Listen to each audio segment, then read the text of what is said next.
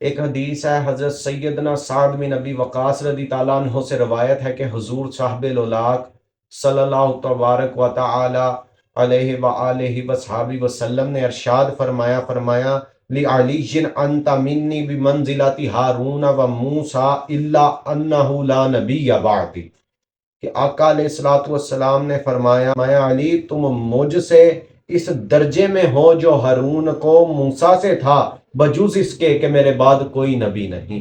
کہ یعنی اس سے مراد یہ ہے کہ آقا نے فرمایا تم میرے لیے علی ایسے ہو جیسے موسیٰ علیہ السلام کے لیے ہارون تھے، اور فرمایا میرے بعد کوئی نبی نہیں ہے، لا نبی بعدی، میں اللہ کا آخری نبی ہوں۔ اب اس سے بے شمار حضرت علی المرتضیٰ کرم اللہ تعالی وجہ الکریم کے کمالات اور فضائل ظاہر ہوتے ہیں، لیکن اب جو رافضی ہیں نا، رافضیت یہ بھی بہت بڑا فتنہ ہے۔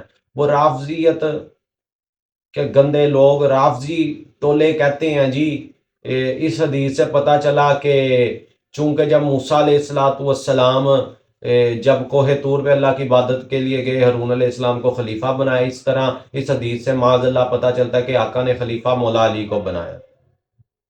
دیکھو نا رافضیوں کے کیسے گندے عقائد، اور ان کا شیطانی وار سے بچا جائے۔ یہ اہل سنت و جماعت کی جو بھولے بھالے لوگ ہیں، ان کو پھنسانے کے یہ ذریعے ہیں، رافضیوں کے طریقے ہیں۔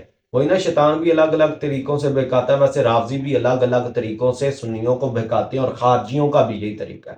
اب اس حدیث کا مطلب کیا ہے؟ اب شارحین امت، اب حکیم الامت مفتی احمد یار خان نعیمی علیہ رحمہ اپنی کتاب شرح مشکات میرات المناجی کے اندر اس کی شرح بیان کرتے ہیں۔ سماعت فرمائیے کہ جب حضور غزوہ تبوک میں جانے لگے تو علی کو اہل مدینہ کی حفاظت پر اور حضرت عبداللہ ابن مکتوم کو نماز کی جماعت کرانے پر مقرر فرمایا۔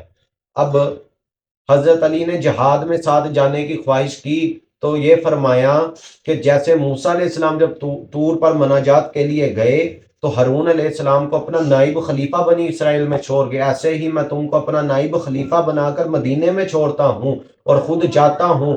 یعنی تم میں اور جناب ہارون میں فرق یہ ہے کہ وہ موسیٰ علیہ السلام کے خلیفہ بھی تھے اور نبی بھی تھے، لیکن میرے تم خلیفہ تو ہو لیکن نبی نہیں ہو، کیونکہ میں اللہ کا آخری نبی اور آخری رسول ہوں۔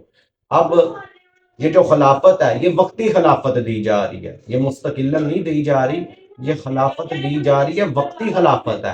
کہ یعنی تب تکر حضرت علی کو حفاظت کے لیے خلیفہ بنایا کہ مدینہ کی حدود کی حفاظت فرمائے جب تک ہم جنگ سے آ نہیں جاتے۔ اور رہی امامت کی بات، وہ عبداللہ ابن مکتوم کو دے کے گئے آقا کریم علیہ الصلوۃ والسلام کہ اے عبداللہ ابن مکتوم تم نماز کی امامت کراؤ۔ حضرت علی کو صرف اپنا خلیفہ وقتی طور پہ بنایا۔